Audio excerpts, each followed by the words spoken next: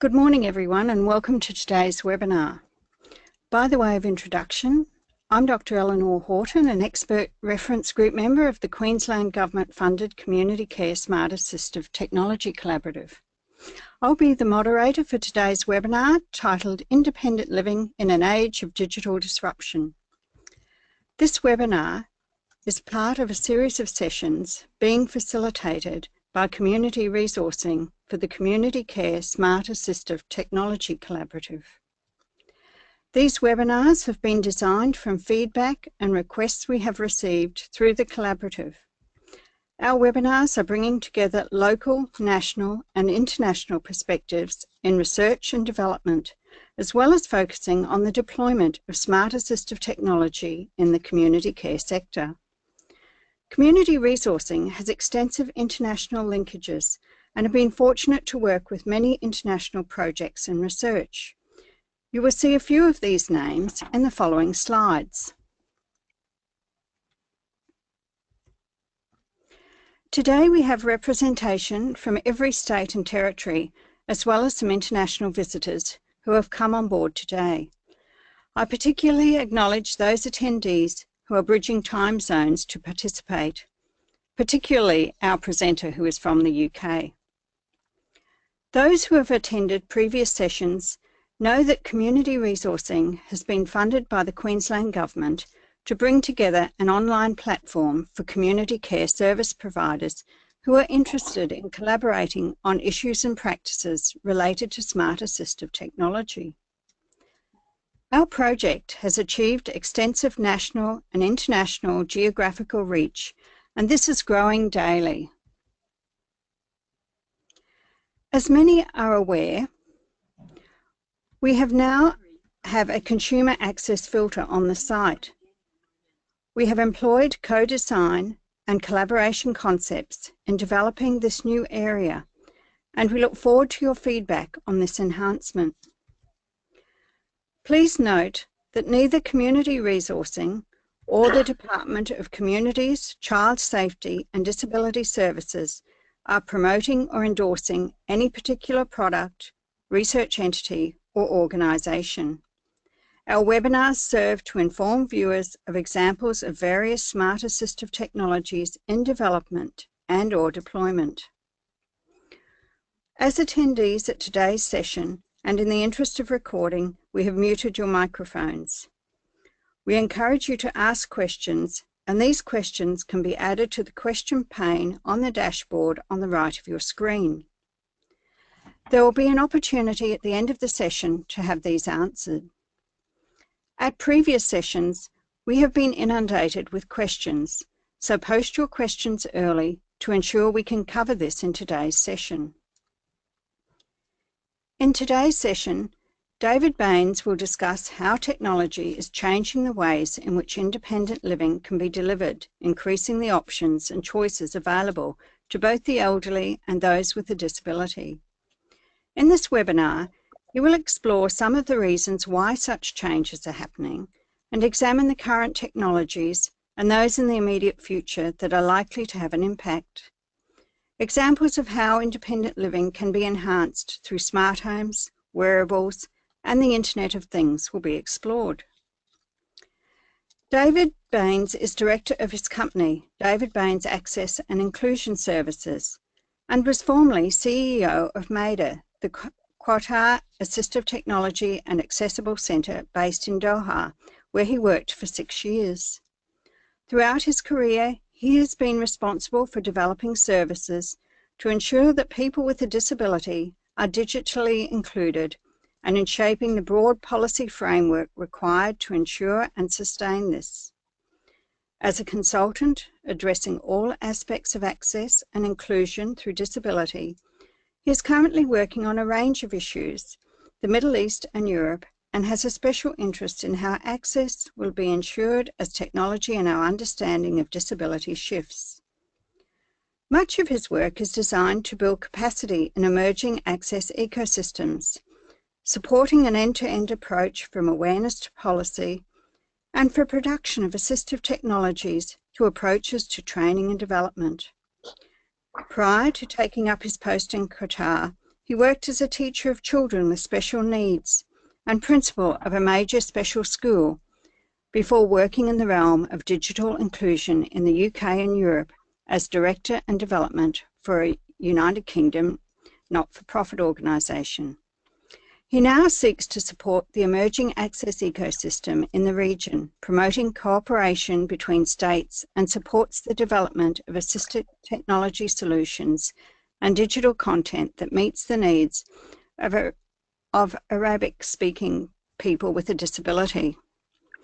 His recent work has focused on the development of a framework for responding to disruptive innovation in the AT industry, identifying solutions to meeting the needs of refugees with a disability, consulting on the creation of a business case for public investment in assistive technology, and supporting innovation and research to bring products and services to the market.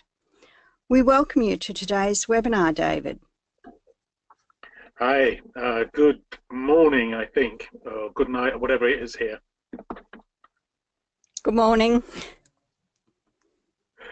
Okay, would you like me to just make a start? Yes, that would be great. Okay, well look, it's very, very nice to speak to everybody. It's a great pleasure. Yeah, it is currently just after midnight here in the UK. So do please bear with me if I'm even less coherent than I usually am for anybody who's ever heard me speak. But I really wanted to pick up on and start talking about independent living in a period of really quite rapid digital change, and what some of the implications are of this for people with a range of disabilities, but also for those working in the field. Digital disruption really means more than just innovation and technology shift, but actually a change, a much wider change to what's happening. So as Eleanor quite rightly said, we're going to explore some of the reasons why such changes are happening and look at the current and future technologies that are likely to have an impact. We'll touch upon things that I think you probably are fairly familiar with in terms of the provision of smart homes, the growth of wearables, and how the Internet of Things changes the ways in which independent living can act. I've talked to, I sent my bio over, which was way too long. But basically, in my background, I've been working in assistive technology in one way or another for around about 30 years, working in developing policy and practice and services, various parts of the world. A lot of that is now taken up in resource light communities, as well as working with high tech in thinking about the future. And I work as a freelance consultant supporting places, services in places, Africa, Far East, Near East and Middle East, as well as in Europe and the US. Sort of things that I do quite a lot, a curation of information and resources, providing training, social media dissemination, getting involved in research, and really exploiting innovation. And it's all these activities brought together that has really allowed me to have the great opportunity to step back slightly and question what is currently happening in our field, and to begin to consider what some of the implications of those changes might be. Many of you have probably heard the phrase disruptive technology, disruptive innovation. It's used quite a bit. It's used very widely. Not everybody fully understands what we mean by disruptive. And Christensen, who coined this phrase, really talked about disruptive innovation being a change that displaces an established technology and shakes up the industry. Or it can be a groundbreaking product that creates a completely new industry. And traditionally, our field, assistive technologies and access technologies, has been based upon a very effective model of incremental change to a proven or established technology. And a really good example of that would be screen readers. Screen readers have improved year on year new functionality has been added.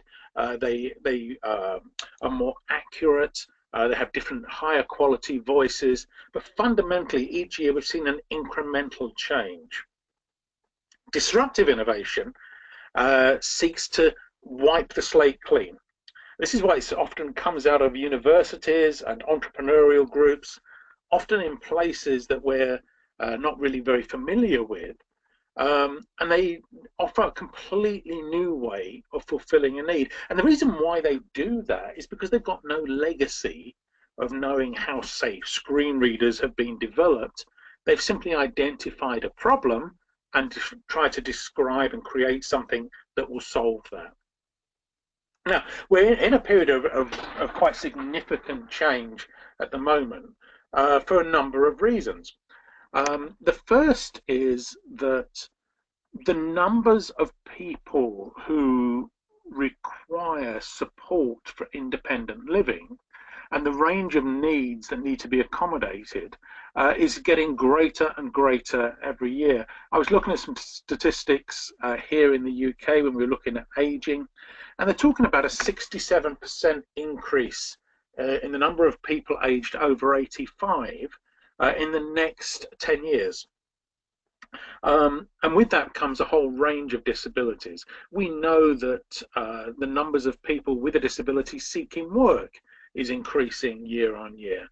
And the number of people who need support to live as independently as possible is also increasing. One of the drivers behind that, certainly here in Europe and certainly in the US, are the increasing as the austerity measures on budgets. That actually economically we can't afford to pay for the high-end equipment and resources that traditionally have been offered to lower numbers of people. We also have quite a big shift happening with the technologies themselves. So I know we're all probably very familiar with the shift to technology from computers, laptops, desktop computers, to mobile and portable technologies. And those mobile and portable technologies are pervasive. And by that I mean that they are with us all the time, regardless of what we're doing. They are a part of our lives from beginning to end. So when we start to think about these trends that are happening, economic trends, social trends, demographic trends, and technological trends, we can see that these, as these have come together, they create an environment that is ripe for disruption, because the traditional models cannot meet the need. They cannot meet the demand that is being generated.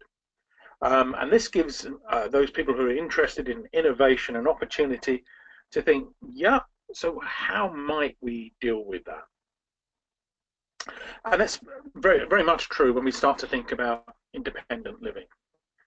As we mentioned earlier, one of the things that I've done for the last few years is I lived and worked in the Middle East. And this made me think very hard about what my definition of independent living was.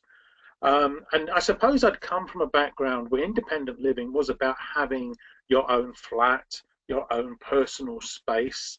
And that was almost taken as a given that that personal space was what was the basis of independent living. And working in the Middle East, working with in an Islamic culture, it was clear that that was not the basis of the concept of independent living.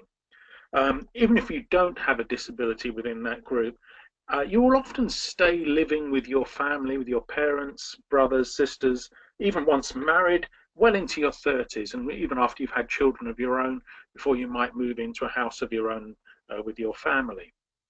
So independent living here was about having choices and the ability to make informed choices within a preferred environment. And being able to stay within that environment needed different forms of support.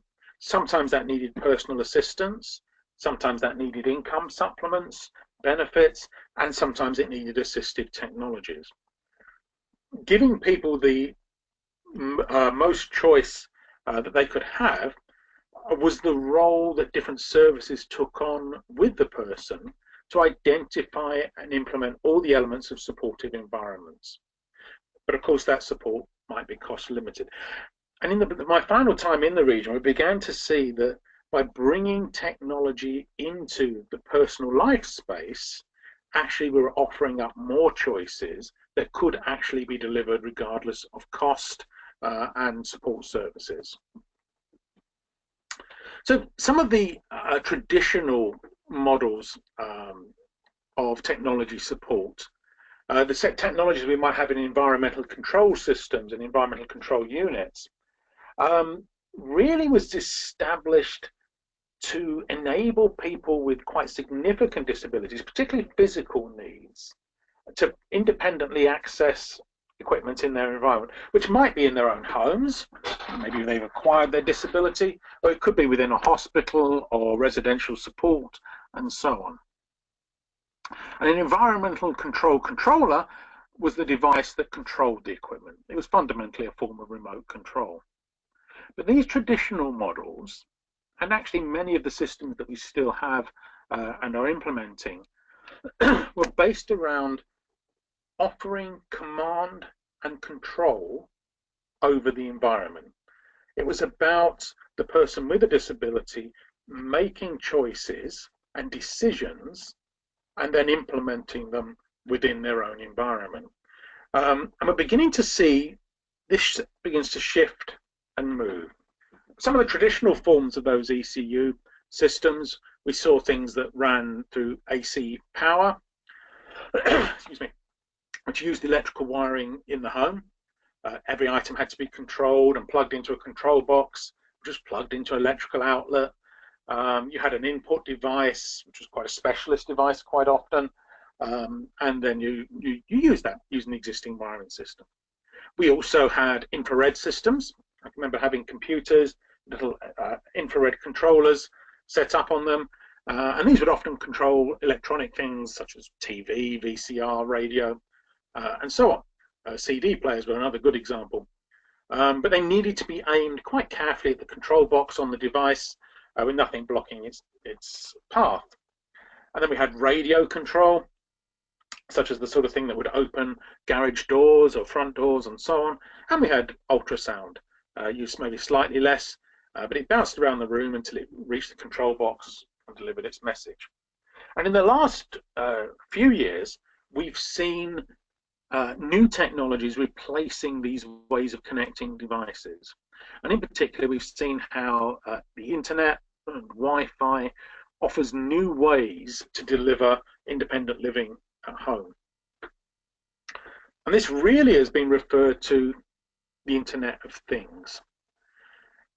The Internet of Things is different when we talk about independent living, because it's not simply about command and control. The Internet of Things, which is embedded in everyday objects, allows the objects to both send and receive data. It's not a one-way communication. And because those devices can send and receive data from each other, not just from the user, we create a repository of data, which is a record of our behaviors that is open to analysis. And it's that analysis which really begins to change the way in which independent living can be delivered.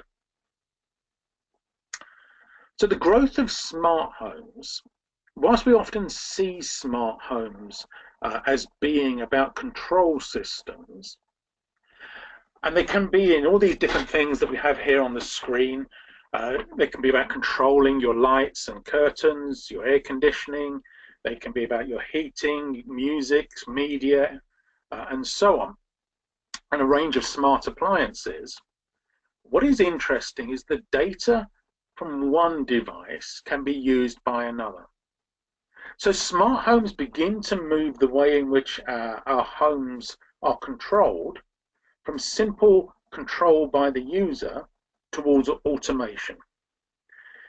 The technology, the data can begin to analyze our daily behavior, and the technology can predict and anticipate our needs and respond accordingly.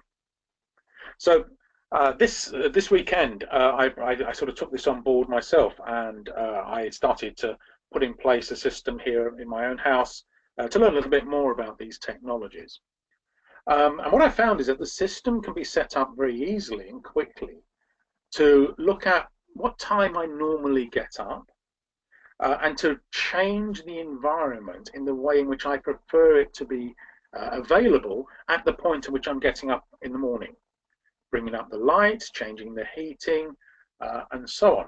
In a perfect system, I'm not quite there yet, it would also switch the kettle on to be ready to make a cup of coffee by the time I got downstairs. But it's analyzing my daily behavior, it's analyzing my preferences, and rather than me pressing a series of switches and commands to make each of those happen, I can simply allow it to anticipate my needs and respond accordingly. Or of course I can override that at any point. So smart homes are really important to us, not simply because of the devices that are embedded into the home, not simply to the control systems, but by the data they gather, the information they collect, and how that data is used. So intelligent home automation is now available to support both the elderly and the disabled to manage their home environment, their domestic environment, regardless of physical ability. And that really gives us the opportunity for independence, self-esteem. For some people, it may be something very simple. For others, it may be a much, much more complex system. And one of the issues that begins to emerge for us is how do we offer the range of interfaces to this technology that supports users in the way which is most helpful. So one of the things that I put into my home this weekend was Amazon Echo. So this is voice activation for my smart home. And it provides me with two-way data, so it can answer questions for me, traffic, about the news, about what's happening in my local community, but it can also control all of the smart home elements that I've installed in the house. And these combinations of data are quite helpful. So for instance, if the home knows that through the data set on weather, that outside it's going to be raining and windy, it could be quite easy to set that to say, well, if the weather outside drops below a certain point, set my indoor heating 3 or 4 degrees higher than I normally have, because of that chill factor we talk about, and so on and so on. So home automation is a really important part of what we're doing. And when we talk about autonomy and independent living, the ways in some of the things, the trends that we're seeing happening are going to change this even more. One of the first ones that we've been looking at quite closely is wearables. There's some really interesting things now happening around wearable technology that can interact with things in your environment to give you that degree of automation. There's a really good example of one which I found, which is quite interesting. There's an app which runs on Apple and Android called Brassy. Now, Brassy is really interesting. Brassy is designed for people who are deaf. And what it does is you put your smartphone out in your house, and it opens the microphone on your smartphone and listens for sounds in your environment and matches them to a data set. So if your front doorbell rings, your wearable on your wrist will vibrate and a message will come up to tell you that the front door has somebody at it. But it can also say, actually, the sound I can hear is a child crying. And the vibration again will come up in a different message. Or it could be that there is a fire alarm. Your fire alarm is going off. Now, in terms of autonomy, that can take you outside of the home independently to things like hotels, shopping malls, cinemas, where a bank of those emergency alarms is stored, so that when you walk into a shopping mall, you can ask it to download the data set for Brassy for that shopping mall, and that will recognize the specific fire alarm sound that is used within that shopping mall to tell you to evacuate. So wearables and location-based systems are really interesting. And that whole idea of moving around is part of independent living as we now think of it. And probably one of the most important trends that we're starting to see, and will certainly be on the roads, I think, in quite significant numbers over the next 5 to 10 years, are autonomous vehicles. It was really interesting. One of the first people to test an autonomous vehicle for Google was a blind user who tested it and said, this was remarkable to have this degree of autonomy in travel was hugely important to him. So autonomous vehicles and independent living takes us beyond the home and our concept of autonomous living and really takes us into the community within which we live, connecting home to education, to employment, to social and cultural activities, and so on. Many of the barriers to some of those activities have not been at the activity themselves, but how we move from A to B to get into them. Those interfaces are really dramatically changing for us. As I said, I brought in Amazon Echo as my controller here into the home. There's some really interesting things happening because Amazon Echo isn't designed for people with disabilities at all. Amazon Echo, like many systems, is designed as a mainstream device. Amazon, bless them, are not creating a system to allow autonomous living for people with disabilities. But that's sort of what they have created. Because now what we can do at very low cost, and I estimated that I put into place the system here, which has got several smart lights that I can control around the house, switches where I've got fans and heating plugged in, my voice control system, and I have my iPad and iPhone with controls on as well. And that came to around about 400 Australian dollars to put in place. It took me about 4 hours to fit and set up. The most complicated thing was finding where to plug everything in. If we can do that level of home automation, where we can group these devices together at that sort of price, we begin to really challenge the model of specialist provision for assistive technologies for smart homes for independent living.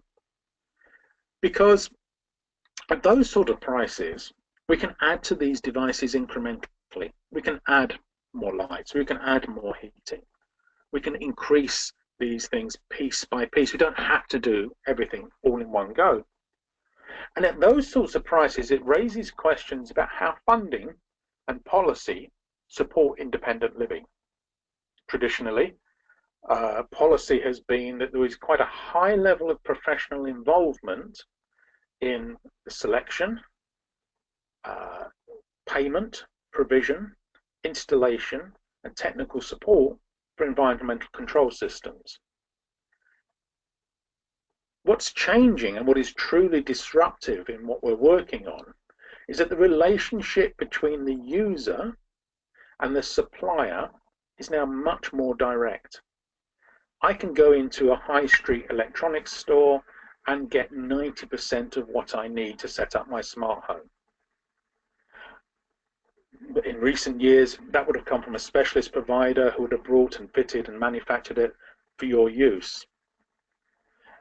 So that questions the role of the professional in this model. What do professionals do to add value to this situation? Because we do face the potential of the slate being wiped clean. The ways in which smart homes are created, developed and supported may be not needing the level of intervention from professionals in the past. And one of the things that they may be doing, however, is thinking about curating and controlling the information and the resources that people need to make informed choices. They may be looking ahead towards the future. And the picture on the right hand of my screen here with the word gesture above it. And I don't know if people have ever been to Orlando, to Universal Studios, Harry Potter World in Orlando. I work clearly very hard, as you can tell. But one of the big conferences I go to every year is the Assistive Technology Industry Association, which is held in Orlando in January. And this gives me a great excuse to go and visit Disney and Universal Studios. And theme parks are amazing places for seeing new technologies being brought through into the mainstream. And one of the things they put into Universal Studios was these smart ones. I don't know if you can see in the picture, the young man who's standing there is waving a wand. And what you have to do is there are a set of spells, combinations of gestures that you complete at different parts of the wizarding world of Harry Potter. And they make things happen in the environment. Dragons appear, boxes open, trolls come out of the doorways and so on, all because of the gestures you're making in a specific location. Now, if we can use gesture to do this, it would be equally easy for somebody to have a ring held on one finger and a set of gestures which they take and point in a specific direction which controls their environment. So one of the things that we may be much more involved in is looking at new ways in which the choices people want can be delivered through different interfaces, different techniques and different technologies, rather than the specifics of what they need in terms of environmental control. But smart homes are only the first step along a journey. We're seeing the growth of smart cities, that's cities of the future, and they link together smart environments in interesting ways.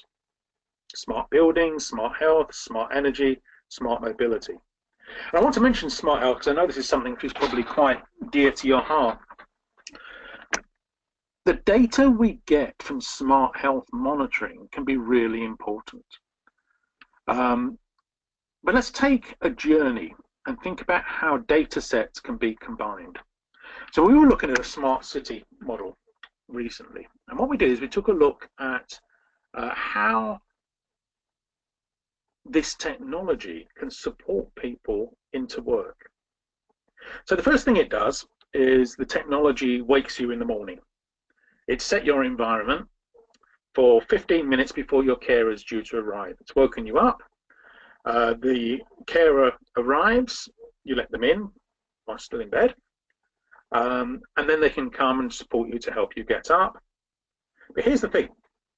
You need to get from your apartment to the workplace. We were working in the Middle East where it's extremely hot in the summer, and if you want to get to the metro system, you really don't want to be standing around any longer than you need. So the system says, okay, on a weekday, how long does it take you to get from your house to the metro station? Let's say it's 7 minutes. It says, okay, we can combine that data set, which is your regular behavior, with the data set that says what times the trains are arriving. And we know there's a train coming in 10 minutes. We know it's 7 minutes for you to get there, normally. But actually, we also know that it's taken you much longer to get yourself ready this morning. You're not at your best. So actually, we're going to allow 12 minutes. We're going to tell you to leave your house 12 minutes before the train is there. We will give you the route, if you need it, to get to your transport. When you get to the station, you should be 2 or 3 minutes before the next train or metro arrives. And then we can take you to the nearest metro station to where you're working.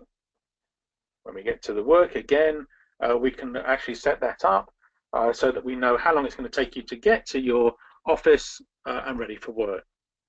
So by anticipating and interpreting our behavior and combining data sets from the home, the workplace, and mobility, we can combine these things together to make your life easier and to give you much greater independence. As somebody said, the only problem with this is I'll never have the excuse that I missed the train, and hence that's why I'm late for work. Smart City offers a holistic solution to our daily needs, because independent living is not just about what happens within the house. Independent living is about what happens as we move around the environment in which we choose to live, the community, the society which we're part of. So the smart cities are going to be very important to us. So the sort of questions that we begin to ask ourselves at this stage, I'm going to sort of hand over for questions and discussion fairly quickly now. Does advancing technology increase options, or does it just simply increase the potential of options to be implemented? Do new sources of control increase options, and if so, for whom? We were talking a little bit earlier about the use of voice. A friend of mine who has little or no sight talks about how he can now walk into his home and use his voice to control multiple things in ways that give him an independence that just simply wasn't there for him in the past. How will automation impact on people with a disability? How will the ability for artificial intelligence to interpret our behavior and change our environment according to that behavior, how will that impact on our sense of self-esteem and impact upon our sense of control over where we live? Does autonomy increase with smart cities? And if so, how do we make sure that that actually does have real benefits for people with disabilities? And importantly, for us as professionals, as the people working in this field, as people with disabilities, how will we respond? How will we influence the design and development of smart homes, smart cities, smart environments in the future to make sure that they are truly inclusive of our needs? So I want to really open that up really for discussion and questions then. I hope I've got that timer roughly about right. I talked about curation earlier, and one of the big trends we're seeing is how do we create, share, and allow knowledge to be distributed. So at the moment I use a range of techniques and technologies, and do please use any of these to contact me. I'm very happy to continue discussions online, offline, and whatever's the most suitable way for us as individuals. So over to questions. Thank you, David, for your presentation. That was really interesting. Have we got any questions online at the moment?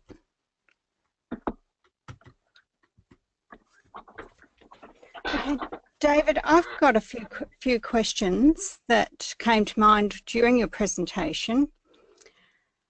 Are there any risks or dilemmas that these technologies might present for people? I think one of the great risks is there's a danger of us opening new digital divides.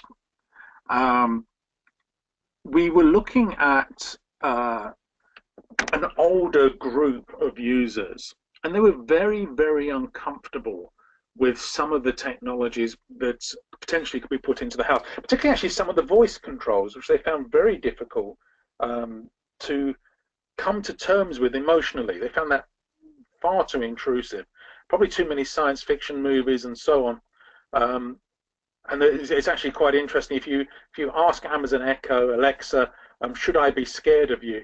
She does tell you that she's got no connections to Skynet, and you have no concerns, nothing to worry about on that score. But there is that anxiety about allowing so much of the support that you receive to be automated, and some fear. I think there's also a real risk of a new digitally excluded community opening up. People who really aren't comfortable, who aren't going to use this technology and won't get the benefits. And what does that mean for the way in which we provide services? If we assume that people will get this level of smart support, and they choose or decide not to use it, will we actually have the resources available to them in other forms? Will there be the skills and knowledge to provide personal care in other ways that people need? And of course the money. The other thing which I think is a big risk, and which I think we're still coming to terms with, is the security implications of using smart homes. I'm sure this is something which many of you have touched upon. Um, we know that people's Wi-Fi networks, that people's systems get hacked, viruses get into them, and so on. Whether or not the systems that we're currently installing and using are sufficiently secure, and some of that is down to our behavior, is quite important for us to consider. And I think, even as I set the system up here at home, I was being very conscious of the passwords I was using, the devices which I was storing information on in terms of access to my home. So yeah, I think those are some of the risks there. But I do think the other big risk is really in terms of us thinking about how do we deliver services in the future? What policy is going to be in place? And what competencies and skills are going to be needed from us as a professional group to make this happen. Thank you, David. Can you give me an example of how disruption has already made an impact? Oh, yeah. I mean, there was a great one we had when I was in Qatar. And it wasn't planned or designed for people with disabilities, but it was Uber. Uber was taken on board by the deaf community in a way you would not have expected.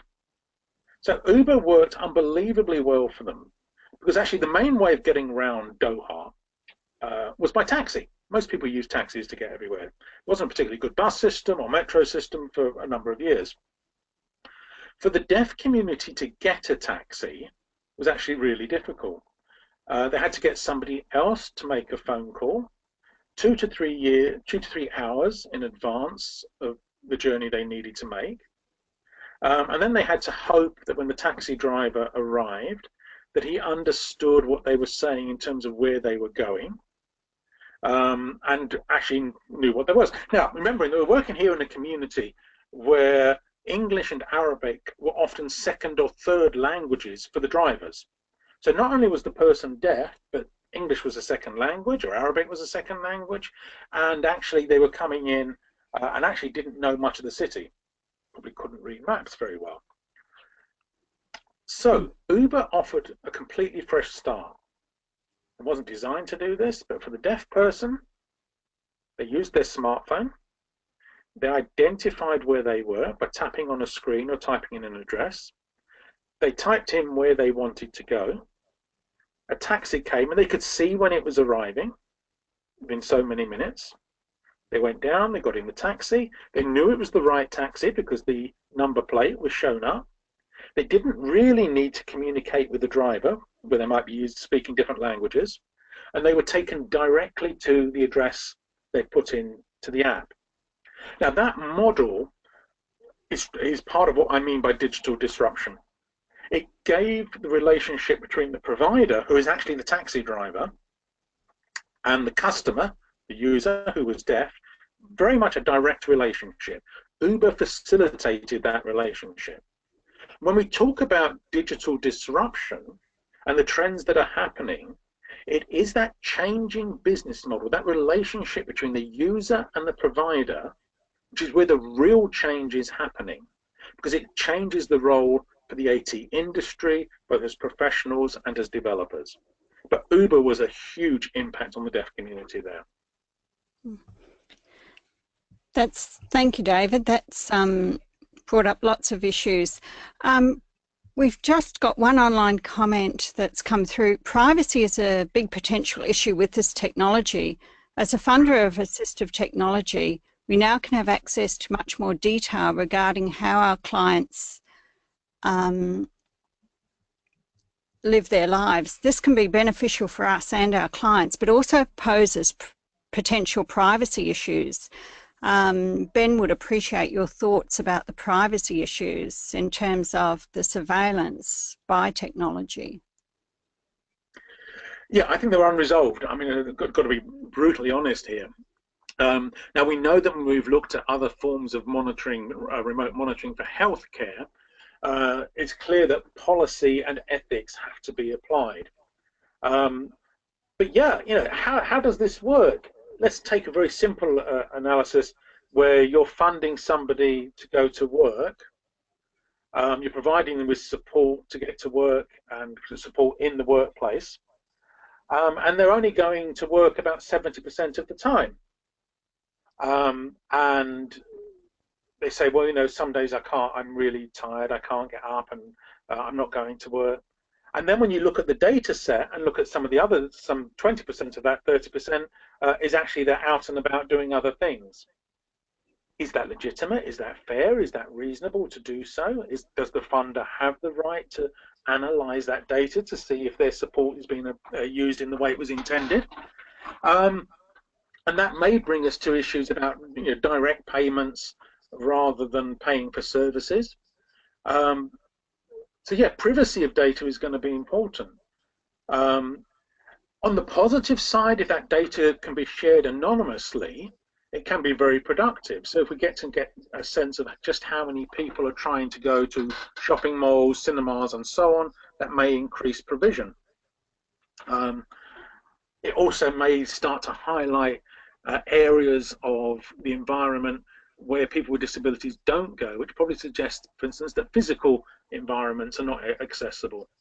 But it's going to be an issue for policymakers, lawmakers, and it'll be, I think, probably the most important thing is that the user, the consumer, understands the permissions they are granting when they take on board the sharing of that data. And we know that actually we're really bad at doing this. I don't know how many people have ever read Facebook's complete user policy and privacy policies from beginning to end. I've been using Facebook for many years. I've never, ever read it.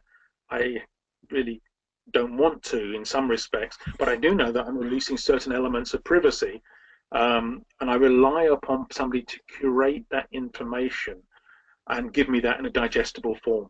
That's something which we're going to have to work on in this. People are going to have to get the information about their privacy, their rights, and some of the loss in a form that they can actually understand and make decisions on. As a user of this technology, my partner's a Foucauldian scholar, but he says he actually feels safer at home with the technology than he did previously before we had the technology.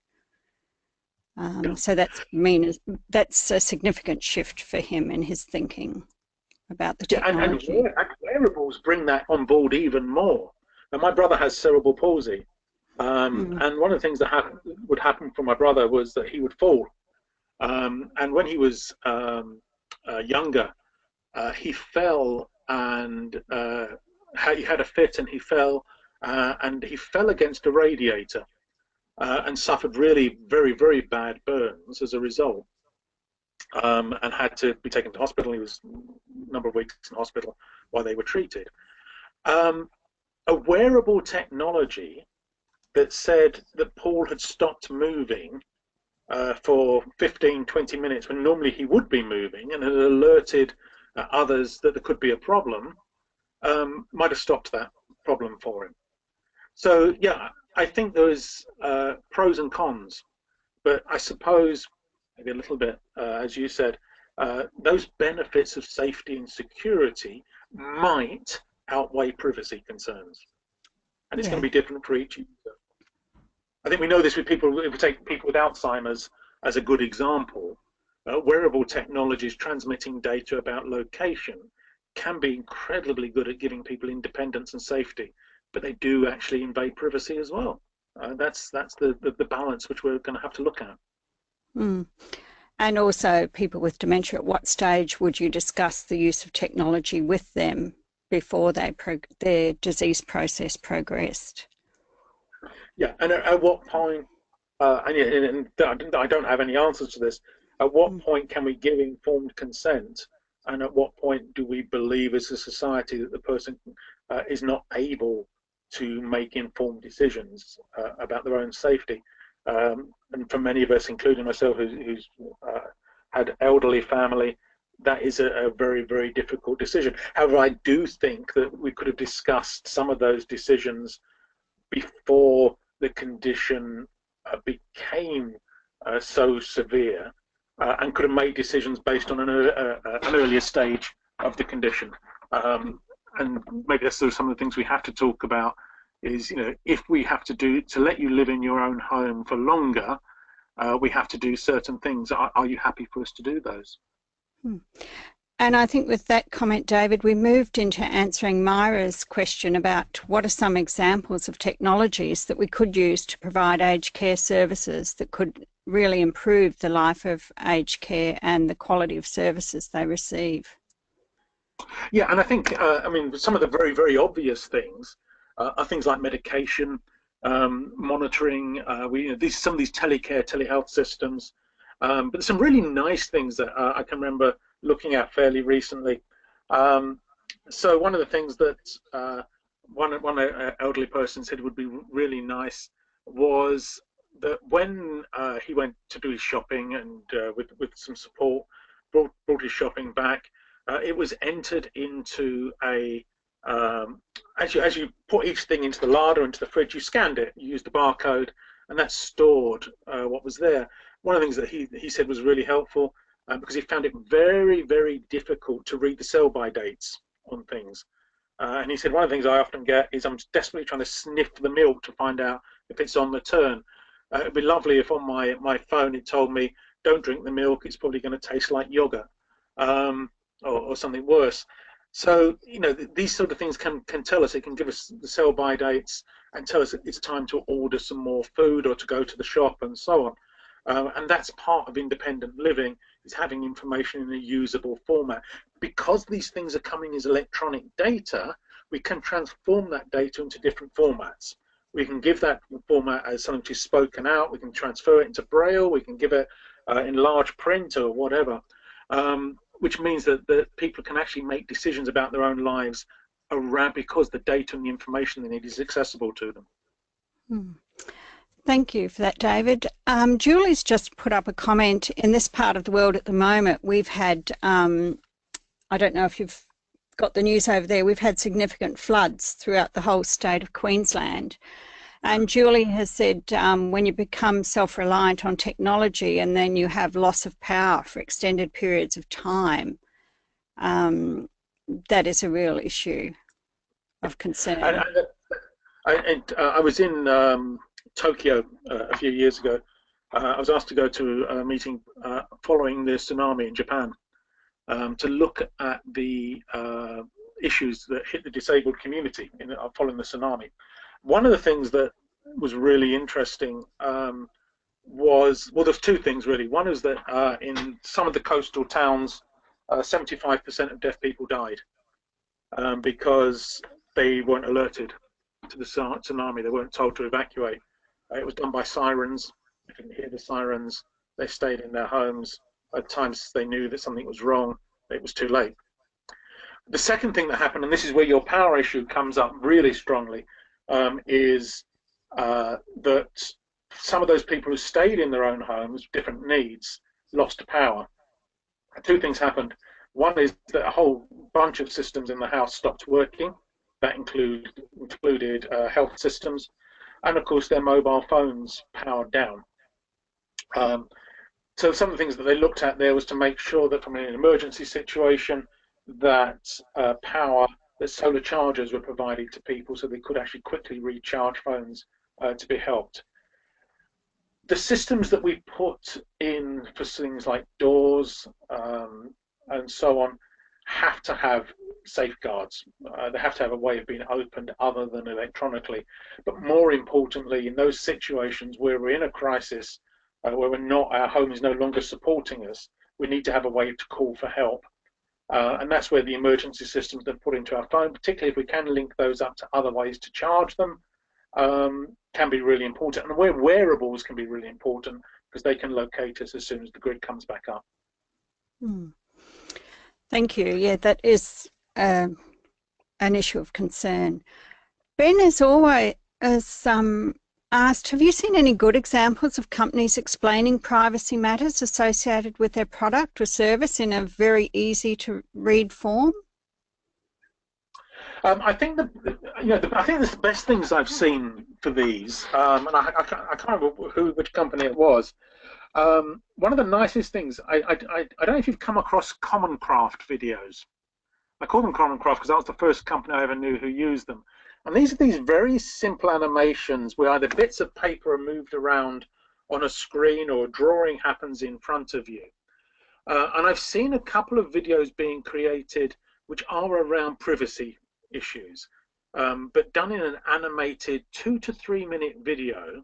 And it might be there's a sequence of these videos that explain different privacy issues. But I think that we need to break up these sorts of points into bite-sized chunks. And I think the best of what I've seen in this area, which is about risk, about danger, builds upon some of the information that was given around financial information and technology, such as when we first brought in credit cards with PIN numbers, with contactless payments and so on. Those are all about risks, and those sorts of videos explain those really well. And I've seen a couple of people beginning to develop these types of videos that say, make it really clear in simple ways, but using animation to do so. I don't think text is the answer, to be honest. No, I don't think so either, David. In terms of globalisation, the world is getting smaller and we have more people with English as a second language, and with the ageing and the disabled population, perhaps animation is a way of addressing the privacy issues.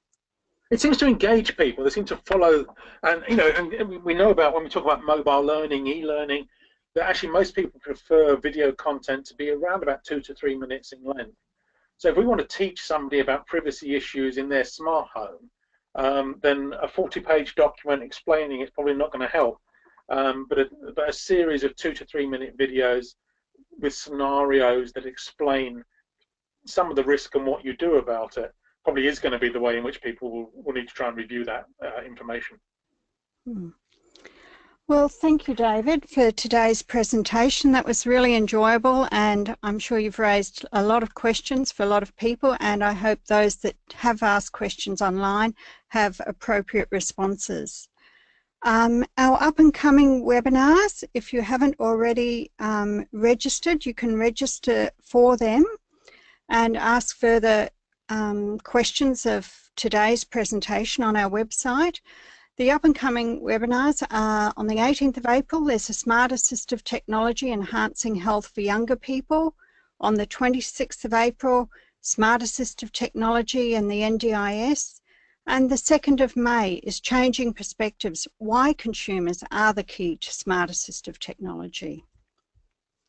And the 5th of June, we've got Australian Living Labs Symposium. And the 6th of June, we've got Community Care Business Transformation and Innovation Conference at the Queensland University of Technology. I'd like to acknowledge the Community Care Smart Assistive Technology Collaborative Project Team, the Community Care Smart Assistive Technology Expert Reference Group, the Queensland Government, and especially today's presenter, David Baines. You can contact us at Smart Assistive Technology Project Team. The email is sat@communityresourcing.com.au, and we welcome any feedback. Thank you for listening and attending today's session.